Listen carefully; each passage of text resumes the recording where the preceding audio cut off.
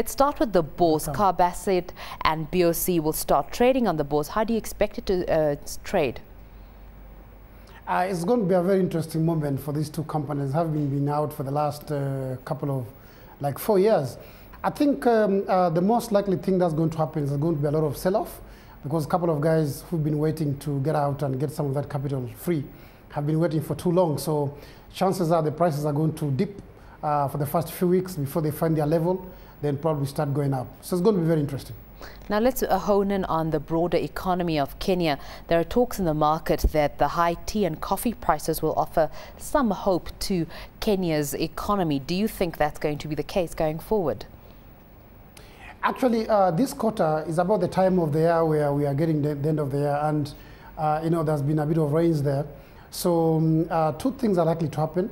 Those high prices for those commodities are going to boost the economy in a way when we get the exports there. But also, I mean, with the coming of the rains, then obviously inflation is expected to a little bit ease up. A couple of these goods that are on the market are going to be probably plenty in supply.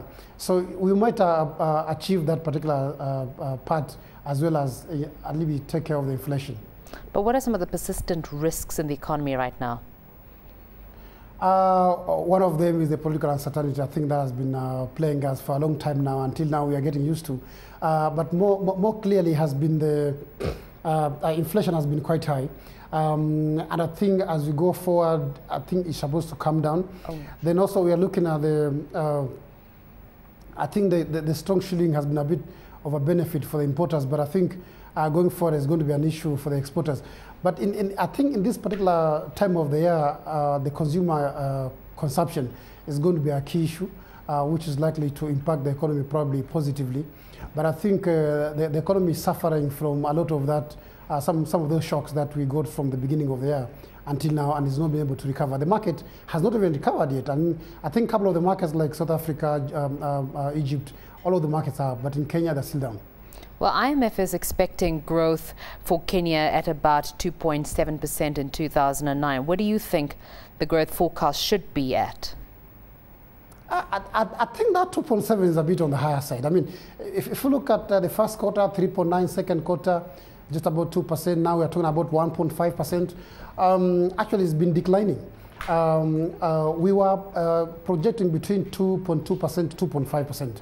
And you have many reasons for that. I think if you look at the energy sector that is trying to recover right now, if you look at the power sector, if you look at some of the shocks that you have had, like the agricultural supply, some of the output in the agricultural sector, all of them have been coming down. The manufacturing sector, the consumer spending, all of it is down. It's going to be a miracle to achieve 2.7%. I think that's on the higher side. So where is growth exactly going to come from? Mostly this year's growth is going to come from the construction sector. I think that has been a bit resilient and persistent. And a bit of some of the growth that is going to come from the commodities. I think we're talking about horticulture here, tea, coffee, and a bit of manufacturing, some of the exports that we do from the region. Otherwise, for most of the sectors like tourism, for example, I think that is down.